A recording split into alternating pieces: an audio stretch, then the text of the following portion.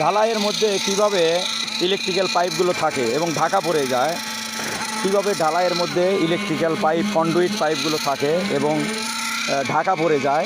আমরা যে ছাদের নিচে বসবাস করি সেই ছাদের মধ্যে আমাদের রক্তনালীর মতো পানির লাইনগুলো, রক্তের লাইনগুলো যেমন থাকে, ঠিক তেমনই বিল্ডিংয়ের মধ্যে ইলেকট্রিক্যাল লাইন, পানির লাইন এভাবে কন্ডুইট করা যেতে পারে। এখানে যে লাইনটা সার্কিটটা আমরা ডিবির থেকে আসলো, সেটা এখানে একটা জয়েন্ট বক্সে গেল, ওখান থেকে 4 ভাগে ভাগ হয়ে বিভিন্ন পয়েন্টে সে ডিস্ট্রিবিউশন করে দিল।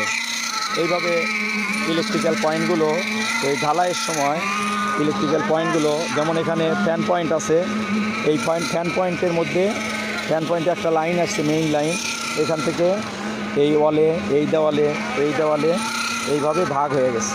আর এখানে একটা লাইন আসছে এসির লাইন, এটা সরাসরি এই এসির লাইনগুলো সরাসরি ডিবির থেকে আসে। ওইখানে আমাদের ডিবি আছে, ওই ডিবি পয়েন্ট থেকে সরাসরি এসির লাইনগুলো আসে।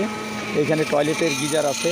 এবং আরেকটা জিনিস হলো, যেখানে আপনার এই যে ফলস পাইপ রাখা হয়েছে, এইভাবে ফলস পাইপগুলো রেখে দিতে হবে যেন পরবর্তীতে আপনার মিস্ত্রির এর মধ্যে ফ্লোরগুলো কাটতে না হয়।